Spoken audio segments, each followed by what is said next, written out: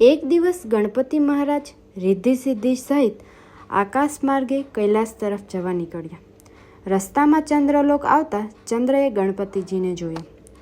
ગણપતિજીનું મુખ અને પેટ જોઈને ચંદ્ર ખડખડાટ હસવા લાગ્યા અને તેની મસ્કરી કરવા લાગ્યા. આથી ગણપતિજીને ચંદ્ર પર ખૂબ ગુસ્સે થયા અને તેને શ્રાપ આપતા બોલ્યા, ચંદ્ર, તું ખૂબ રૂપાળો છે, એની ના નથી, પણ એથી અભિમાનમાં આવી જઈ અન્યની મસ્કરી ન કરે. આજે તે મારી મસ્કરી કરી છે, માટે હું તને શ્રાપ આપું છું કે આજે એટલે કે ભાદરવા સુદ ચોથના દિવસે કોઈ તારી સામું નહીં જુએ અને કદાચ કોઈ ભૂલ ચૂકે જોશે તો તેના પણ અણધારી આફત આવશે. આ સાંભળી ચંદ્ર ધ્રુજી ઉઠ્યા. બે બીકના માર્યા કમળમાં છુપાઈ ગયા. ચારેકોર અંધકાર છવાતા હાહાકાર મચી ગયો. સ્વર્ગના દેવો બ્રહ્માજી પાસે જઈ ચંદ્રના શ્રાપનું નિવારણ પૂછવા લાગ્યા. બ્રહ્માજી બોલ્યા કે ગણપતિજીનો શ્રાપ કદી મિથ્યા જતો નથી, છતાં પણ હું તમને એના નિવારણનો ઉપાય બતાવું છું, સાંભળો.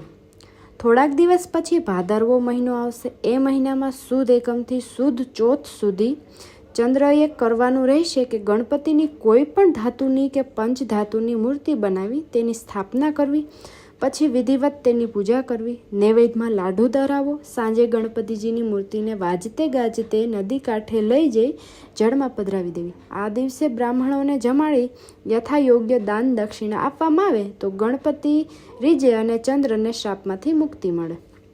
ભાદરવો મહિનો બેહતા જ ચંદ્રએ ગણપતિજીની સ્થાપના કરી. ગણેશ ચોથનું વ્રત કરવા માંડ્યું. ચંદ્રએ વિધિવત પૂજા કરી પ્રાર્થના કરી કે ગજાનન, મારાથી ભૂલમાં જે કાંઈ બોલાઈ ગયું હોય તે કૃપા કરીને ભૂલી જાઓ અને ક્ષમા કરો. હવે આવી ભૂલ નહીં કરો. તમે દયાળુ છો, કૃપા કરીને મને શ્રાપમાંથી મુક્ત કરો.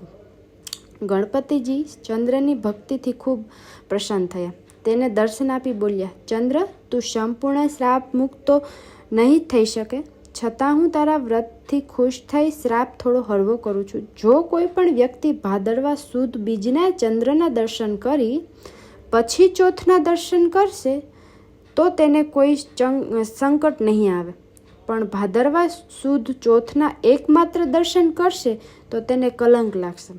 વળી આ કલંકને દૂર કરવા માટે કોઈ ગણેશ ચોથનું વ્રત કરશે તો હું તેના પર પ્રસન્ન થઈ તેને સંકટમાંથી મુક્ત કરીશ. હે ગણપતિ દાદા, તમે ચંદ્રને ફળ્યા તેવા સૌને ફળજો.